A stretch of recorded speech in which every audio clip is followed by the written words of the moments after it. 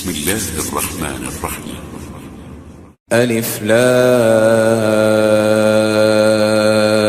لام ميم را تلك آيات الكتاب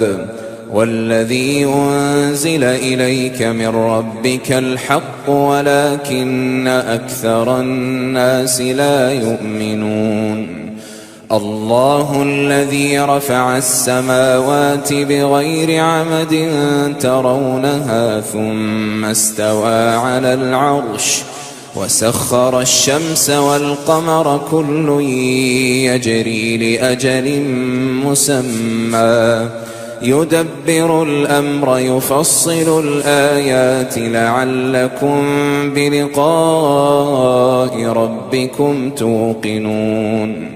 وهو الذي مد الأرض وجعل فيها رواسي وأنهارا ومن كل الثمرات جعل فيها زوجين اثنين يغشي الليل النهار إن في ذلك لآيات لقوم يتفكرون. وفي الأرض قطع متجاورات وجنات من أعناب وزرع ونخيل صنوان وغير صنوان يسقى بماء واحد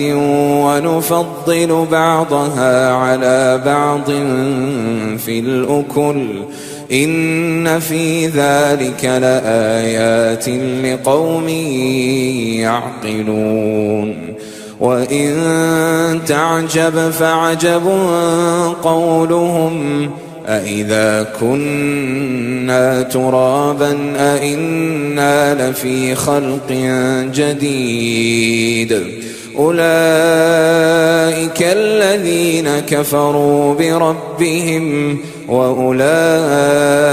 الأغلال في أعناقهم وأولئك أصحاب النار هم فيها خالدون. ويستعجلونك بالسيئة قبل الحسنة وقد خلت من قبلهم المثلات وإن ربك لذو مغفرة للناس على ظلمهم وإن ربك لشديد العقاب. ويقول الذين كفروا لولا أنزل عليه آية من ربه إنما أنت منذر ولكل قوم هاد الله يعلم ما تحمل كل أنثى وما تغيض الأرحام وما تزداد وكل شيء عنده بمقدار. عالم الغيب والشهادة الكبير المتعال سواء منكم من أسر القول ومن جهر به ومن هو مستخف بالليل وسارب بالنهار له معقبات من بين يديه ومن خلفه يحفظونه من أمر الله إن الله لا يغير ما بقوم حتى يغيروا ما بأنفسهم وإذا أراد الله بقوم سوءا فلا مرد له وما لهم من دونه من وال. هو الذي يريكم البرق خوفا وطمعا وينشئ السحاب الثقال ويسبح الرعد بحمده والملائكة من خيفته ويرسل الصواعق فيصيب بها من يشاء وهم يجادلون في الله وهو شديد المحال له دعوة الحق والذين يدعون من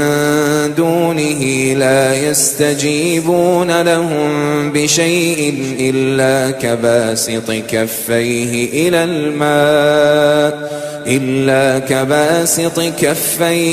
الماء ليبلغ فاه وما هو ببالغه وما دعاء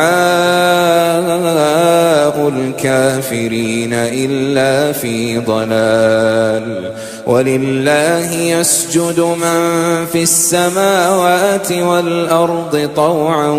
وكرها وظلالهم بالغدو والآصال قل من رب السماوات والأرض قل الله قل أفاتخذتم من دونه أولياء لا يملكون لأنفسهم نفعا ولا ضرا قل هل يستوي الأعمى والبصير أم هل تستوي الظلمات والنور أم جعلوا لله شركاء خلقوا كخلقه فتشابه الخلق عليهم قل الله خالق كل شيء وهو الواحد القهار أنزل من السماء ماء فسالت أودية بقدرها فاحتمل السيل زبدا رابيا ومما يوقدون عليه في النار ابتغاء حلية أو متاع زبد مثله كذلك يضرب الله الحق والباطل فأما الزبد فيذهب جفاء وأما ما ينفع الناس فيمكث في الأرض كذلك يضرب الله الأمثال للذين استجابوا لربهم الحسنى والذين لم يستجيبوا له لو أن لهم ما في الأرض جميعا ومثله معه لافتدوا به أولئك لهم سوء الحساب ومأواهم جهنم وبئس المهاد أفمن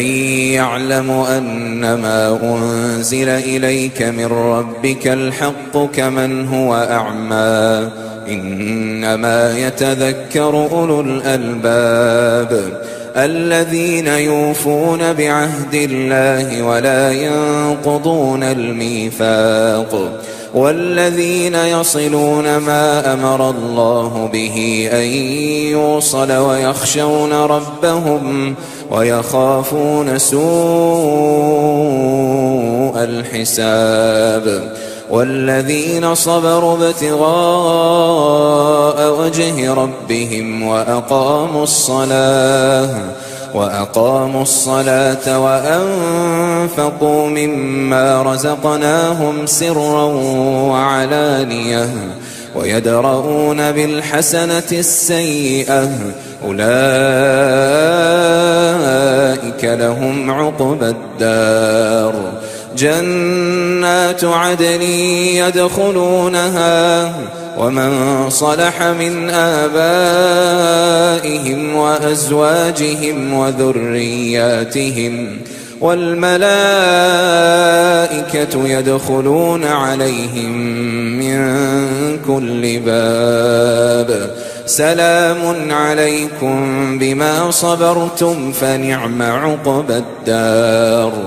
والذين ينقضون عهد الله من بعد ميثاقه ويقطعون ما أمر الله به أن يوصل ويفسدون في الأرض أولئك لهم اللعنة ولهم سوء الدار. الله يبسط الرزق لمن يشاء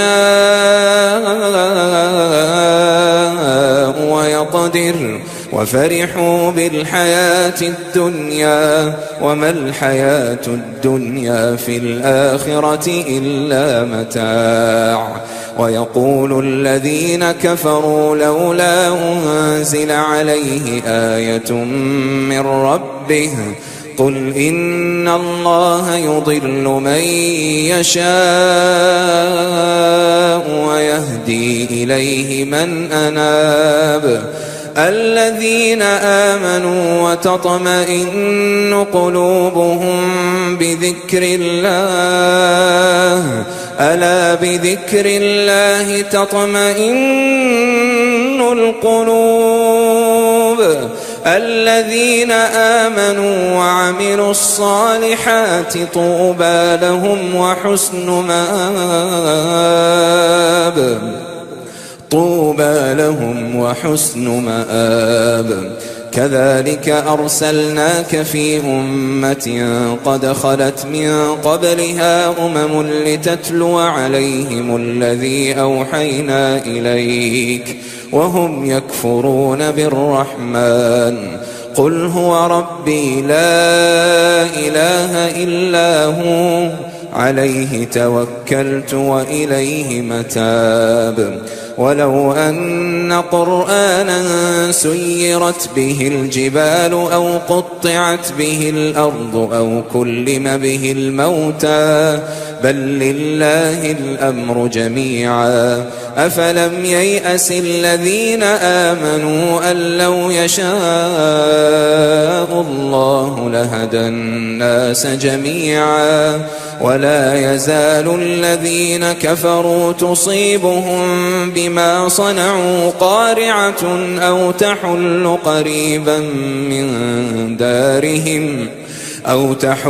قريبا من دارهم حتى يأتي وعد الله إن الله لا يخلف الميعاد. ولقد استهزئ برسل من قبلك فأمليت للذين كفروا ثم أخذتهم فكيف كان عقاب. أفمن هو قائم على كل نفس بما كسبت وجعلوا لله شركاء قل سموهم أم تنبئونه بما لا يعلم في الأرض أم بظاهر من القول بل زين للذين كفروا مكرهم وصدوا عن السبيل ومن يضلل الله فما له من هاد. لهم عذاب في الحياة الدنيا ولعذاب الآخرة أشق وما لهم من الله من واق. مثل الجنة التي وعد المتقون تجري من تحتها الأنهار أكلها دائم وظلها تلك عقبى الذين اتقوا وعقبى الكافرين النار. والذين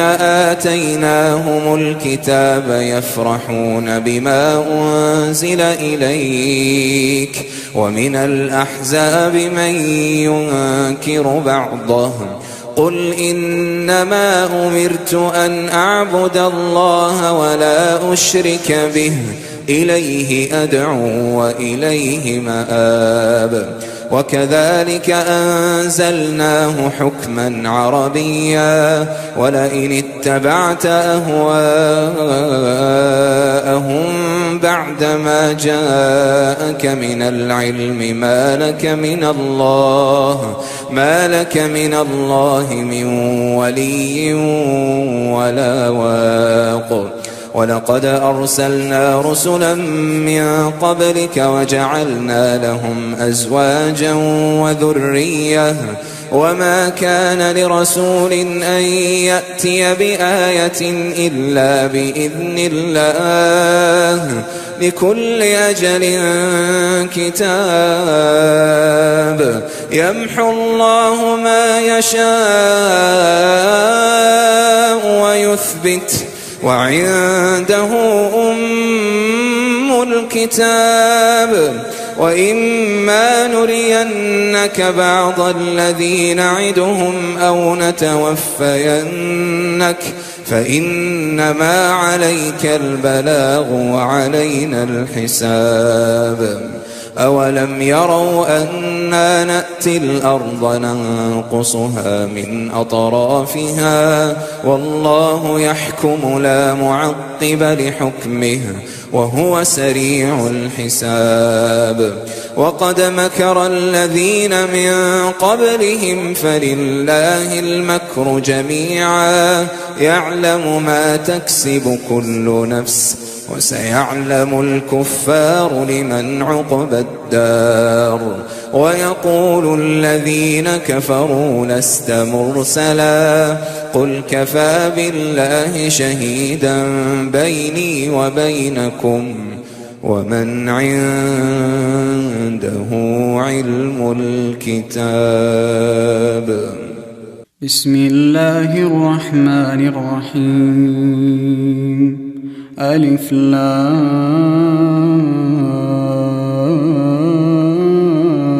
را تلك آيات الكتاب وقرآن مبين ربما يود الذين كفروا لو كانوا مسلمين ذرهم يأكلوا ويتمتعوا ويلههم الأمل فسوف يعلمون عما أهلكنا من قرية إلا ولها كتاب معلوم عما أهلكنا من قرية إلا ولها كتاب معلوم ما تسبق من أمة أجلها وما يستأخرون وقالوا يا أيها الذي نزل عليه الذكر إنك لمجنون لو ما تأتينا بالملائكة إن كنت من الصادقين ما ننزل الملائكة إلا بالحق وما كانوا إذا منظرين إنا نحن نزلنا الذكر وإنا له لحافظون ولقد أرسلنا من قبلك في شيع الأولين وما يأتيهم من رسول إلا كانوا به يستهزئون كذلك نسلكه في قلوب المجرمين لا يؤمنون به وقد خلت سنة الأولين ولو فتحنا عليهم بابا من السماء فظلوا فيه يعرجون لقالوا إنما سكرت أبصارنا لقالوا إنما سكرت أبصارنا بل نحن قوم مسحورون ولقد جعلنا في السماء بروجا وزيناها للناظرين وحفظناها من كل شيطان رجيم إلا من استرق السمع فاتبعه شهاب مبين والأرض مددناها وألقينا فيها رواسي وأنبتنا فيها من كل شيء موزون وجعلنا لكم فيها معايش ومن لستم له برازقين وإن من شيء إلا عندنا خزائنه وما ننزله إلا بقدر معلوم وأرسلنا الرياح لواقح فأنزلنا من السماء ماء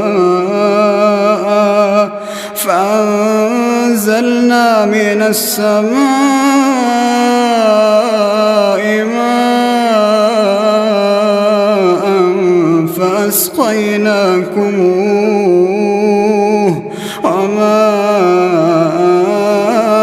أنتم له بخازنين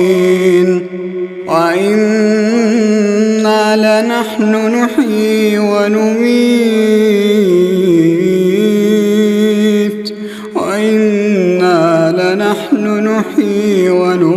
ونحن الوارثون ولقد علمنا المستقدمين منكم ولقد علمنا المستأخرين وإن ربك هو يحشرهم إنه حكيم عليم إنه حكيم عليم ولقد خلقنا الإنسان من صلصال من حمأ مسنون ولقد خلقنا الإنسان من صلصال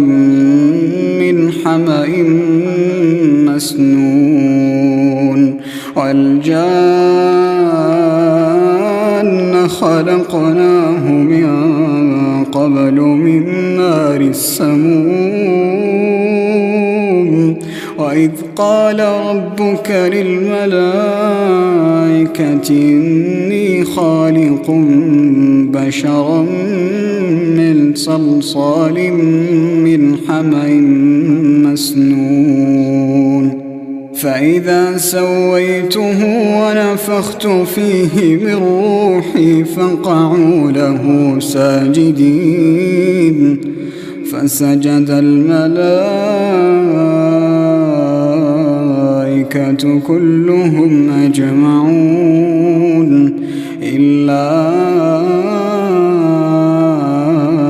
إبليس أبى أن يكون مع الساجدين قال يا إبليس ما لك ألا تكون مع الساجدين قال لم أكن لأسجد لبشر خلقته من صلصال من حمأ مسنون قال فاخرج منها فإنك رجيم وإن عليك اللعنة إلى يوم الدين قال رب فأنظرني إلى يوم يبعثون قال فإنك من المنظرين إلى يوم الوقت المعلوم. قال رب بما أغويتني لأزينن لهم في الأرض ولأغوينهم أجمعين إلا عبادك منهم المخلصين. قال هذا صراط علي مستقيم إن عبادي ليس لك عليهم سلطان إن عبادي ليس لك عليهم سلطان إلا من اتبعك من الغاوين. وإن جهنم لموعدهم أجمعين لها 7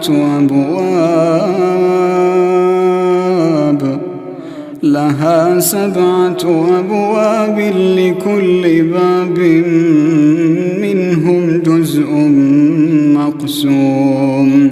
إن المتقين في جنات وعيون ادخلوها بسلام آمنين. ونزعنا ما في صدورهم من غل إخوانا على سرر متقابلين لا يمسهم فيها نصب وما هم منها بمخرجين. نبئ عبادي أني أنا الغفور الرحيم وأن عذابي هو العذاب الأليم وأن عذابي هو العذاب الأليم. ونبئهم عن ضيف إبراهيم إذ دخلوا عليه فقالوا سلاما قال إنا منكم وجلون. قالوا لا توجل إنا نبشرك بغلام عليم. قال أبشرتموني على أن مسني الكبر فبم تبشرون. قالوا بشرناك بالحق فلا تكن من القانطين. قال ومن يقنط من رحمة ربه إلا الضالون.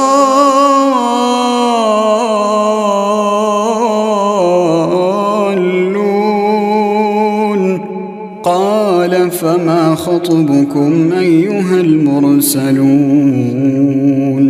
قالوا إنا أرسلنا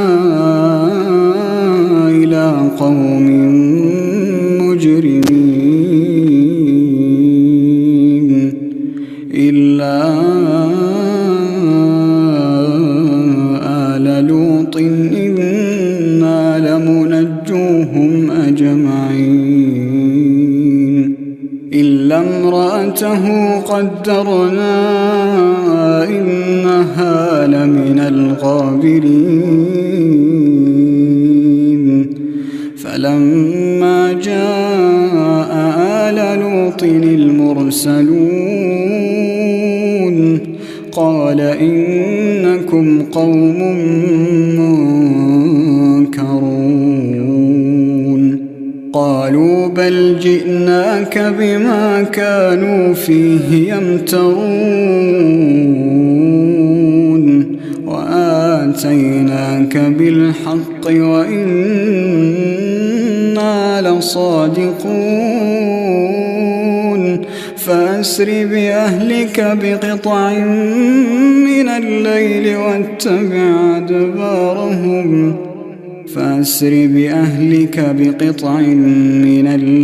واتبع أدبارهم ولا يلتفت منكم أحد وامضوا حيث تؤمرون وقضينا إليه ذلك الأمر أن دابر هؤلاء مقطوع مصبحين وجاء أهل المدينة يستبشرون قال إن هؤلاء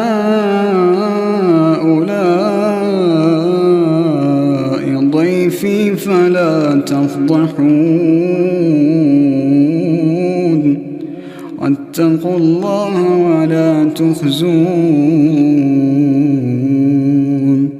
قالوا أولم ننهك عن العالمين قال هؤلاء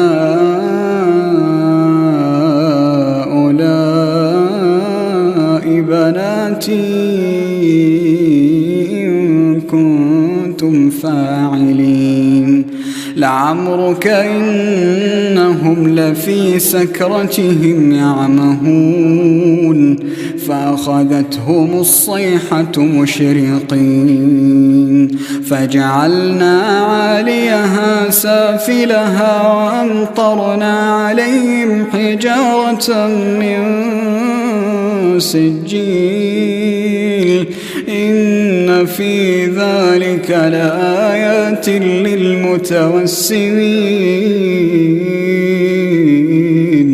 وإنها لبسبيل مقيم إن في ذلك لآية للمؤمنين وإن كان أصحاب الأيكة لظالمين فانتقمنا منهم وإنهما لبإمام مبين ولقد كذب أصحاب الحجر المرسلين وآتيناهم آياتنا فكانوا عنها معرضين وكانوا ينحتون من الجبال بيوتا آمنين فأخذتهم الصيحة مصبحين فما أغنى عنهم ما كانوا يكسبون وما خلقنا السماوات والأرض وما بينهما إلا بالحق وإن الساعة لآتية فاصفح الصفح الجميل إن ربك هو الخلاق العليم ولقد آتيناك 7 من المثاني والقرآن العظيم لا تمدن عينيك إلى ما متعنا به أزواجا منهم ولا تحزن عليهم واخفض جناحك للمؤمنين وقل إني أنا النذير المبين كما أنزلنا على المقتسمين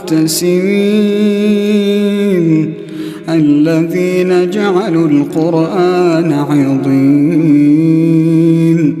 فوربك لنسألنهم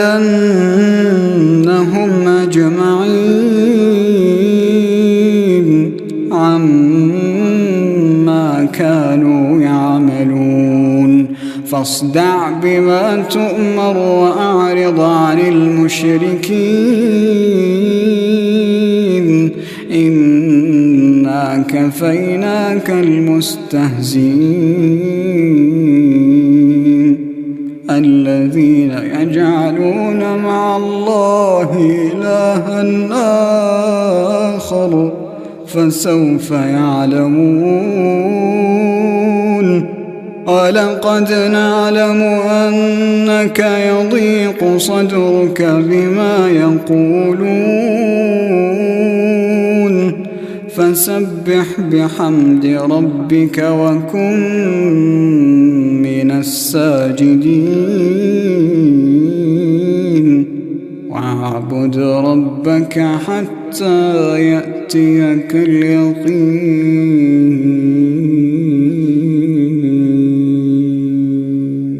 بسم الله الرحمن الرحيم.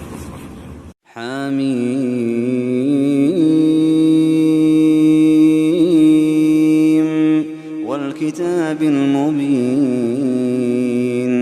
إنا جعلناه قرآنا عربيا لعلكم تعقلون وإنه في أم الكتاب لدينا لعلي حكيم أفنضرب عنكم الذكر صفحا أن كنتم قوما مسرفين وكم أرسلنا من نبي في الأولين وما يأتيهم من نبي إلا كانوا به يستهزئون فأهلكنا أشد منهم بطشا ومضى مثل الأولين ولئن سألتهم من خلق السماوات والأرض ليقولن خلقهن العزيز العليم الذي جعل لكم الأرض مهدا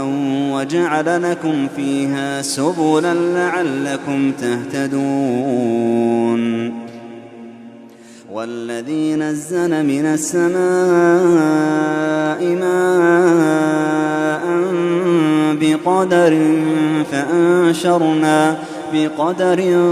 فأنشرنا به بلدة ميتا كذلك تخرجون والذي خلق الأزواج كلها وجعل لكم من الفلك والأنعام ما تركبون لتستووا على ظهوره ثم تذكروا نعمة ربكم إذا استويتم عليه وتقولوا سبحان الذي سخر لنا هذا وما كنا له مقرنين وإنا إلى ربنا لمنقلبون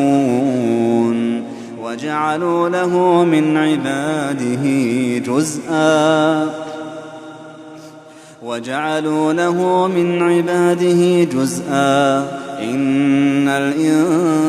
الإنسان لكفور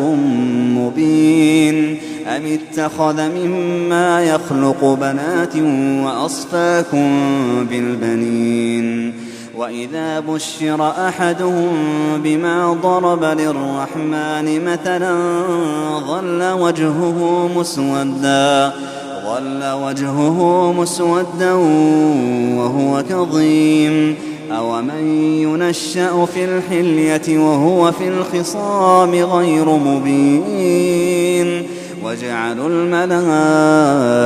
الذين هم عباد الرحمن إناثا أشهدوا خلقهم ستكتب شهادتهم ويسألون وقالوا لو شاء الرحمن ما عبدناهم ما لهم بذلك من علم إن هم إلا يخرصون أم آتيناهم كتابا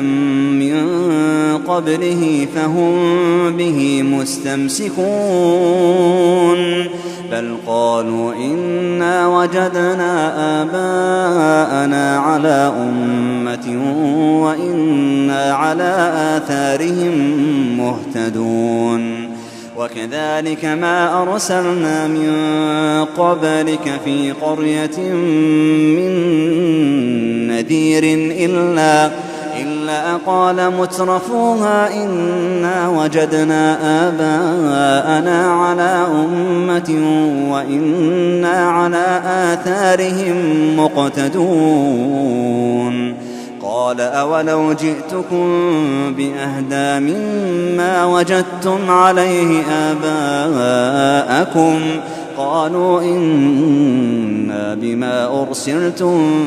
به كافرون فانتقمنا منهم فانظر كيف كان عاقبة المكذبين وإذ قال إبراهيم لأبيه وقومه إنني براء مما تعبدون إلا الذي فطرني فإنه سيهدين وجعلها كلمة باقية في عقبه لعلهم يرجعون بل متعت هؤلاء وآباءهم حتى جاءهم الحق ورسول مبين ولما جاءهم الحق قالوا هذا سحر وإنا به كافرون وقالوا لولا نزل هذا القرآن على رجل من القريتين عظيم أهم يقسمون رحمة ربك نحن قسمنا بينهم معيشتهم في الحياة الدنيا ورفعنا بعضهم فوق بعض درجات ليتخذ بعضهم بعضا سخريا ورحمة ربك خير مما يجمعون ولولا أن يكون الناس أمة واحدة لجعلنا لمن يكفر بالرحمن لبيوتهم سقفا من فضة ومعارج عليها يظهرون ولبيوتهم أبوابا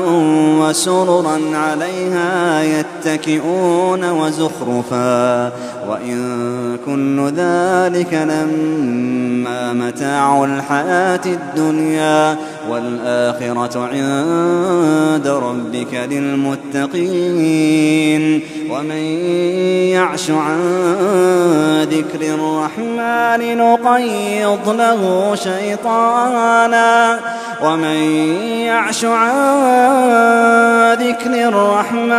نقيض له شيطانا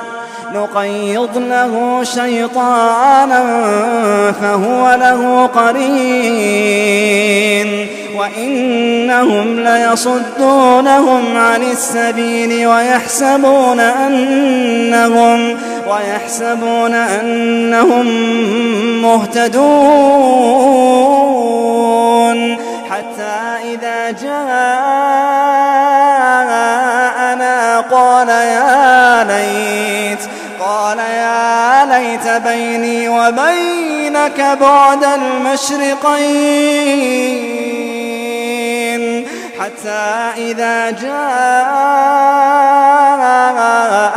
قال يا ليت بيني وبينك بعد المشرقين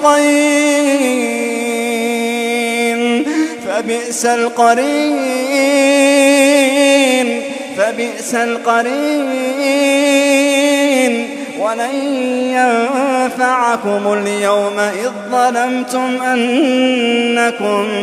أنكم في العذاب مشتركون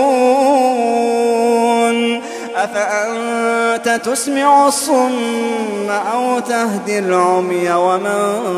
كان في ضلال مبين فإما نذهبن بك فإنا منهم منتقمون أو نرينك الذي وعدناهم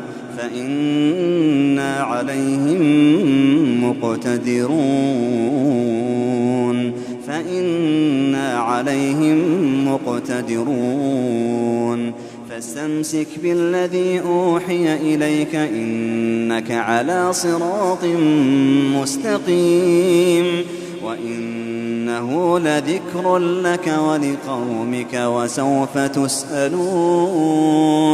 واسأل من أرسلنا من قبلك من رسلنا أجعلنا من دون الرحمن آلهة يعبدون ولقد أرسلنا موسى بآياتنا إلى فرعون وملئه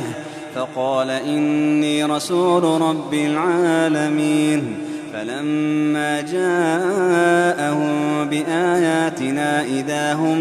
منها يضحكون وما نريهم من آية إلا هي أكبر من أختها وأخذناهم بالعذاب لعلهم يرجعون وقالوا يا أيها الساحر ادع لنا ربك بما عهد عندك إننا لمهتدون فلما كشفنا عنهم العذاب إذا هم ينكثون ونادى فرعون في قومه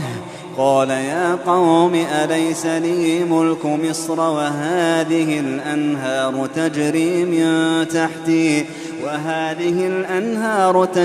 من تحتي أفلا تبصرون أم أنا خير من هذا الذي هو مهين ولا يكاد يبين فلولا ألقي عليه أسورة من ذهب أو جاء معه الملائكة مقترنين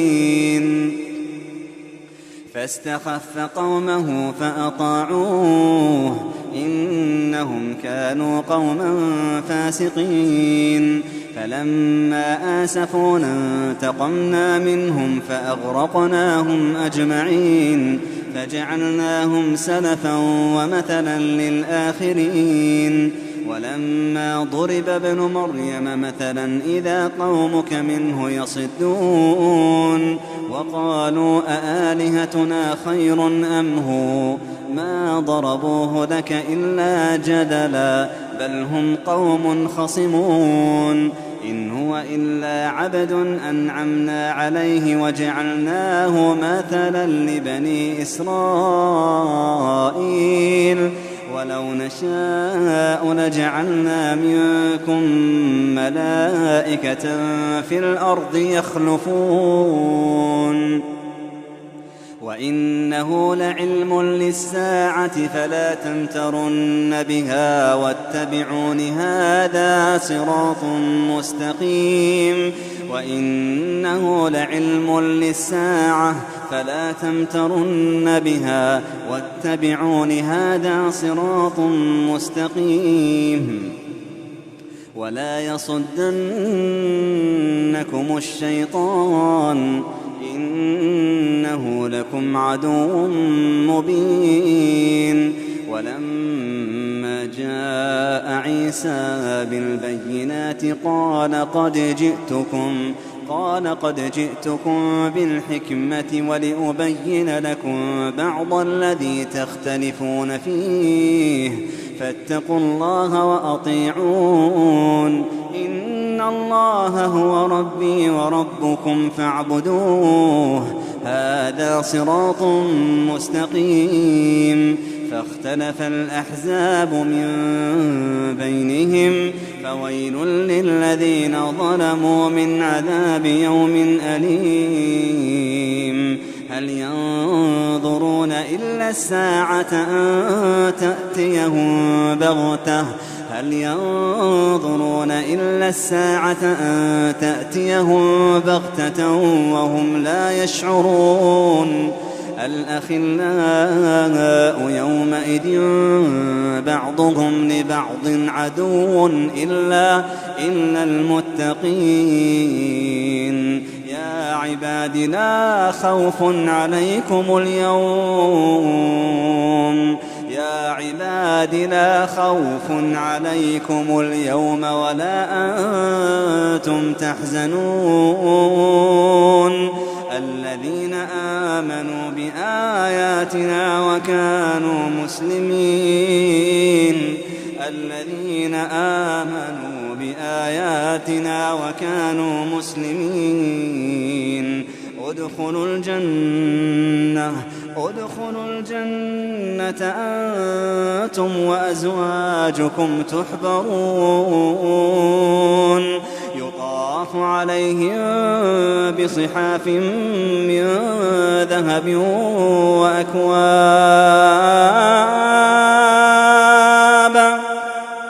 يطاف عليهم بصحاف من ذهب وأكواب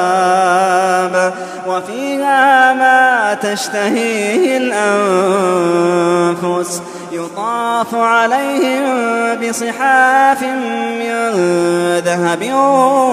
وأكواب وفيها ما تشتهيه الأنفس وتلذ الأعين وأنتم فيها خالدون وتلك الجنة التي أورثتموها بما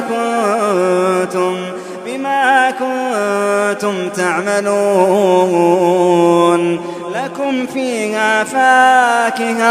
لكم فيها فاكهة كثيرة منها تأكلون إن المجرمين في عذاب جهنم خالدون إن المجرمين في عذاب جهنم خالدون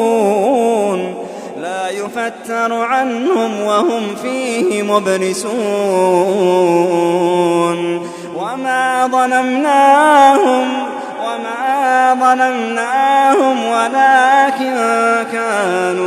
ولكن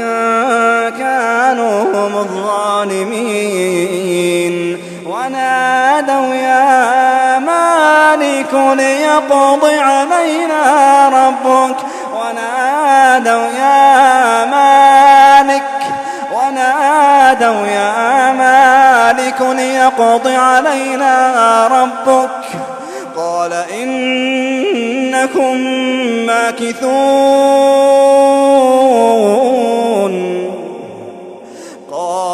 إنكم ماكثون ونادوا يا مالك ليقض علينا ربك قال إنكم ماكثون لقد جئناكم بالحق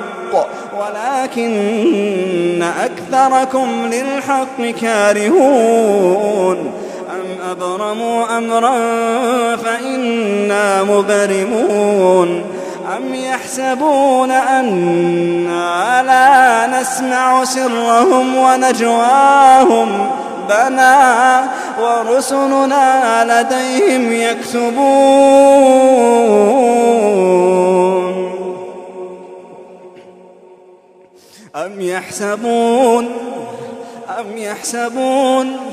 أم يحسبون أنا لا نسمع سرهم ونجواهم بلى ورسلنا لديهم يكتبون ورسلنا لديهم يكتبون قل إن كان للرحمن ولد فأنا أول العابدين سبحان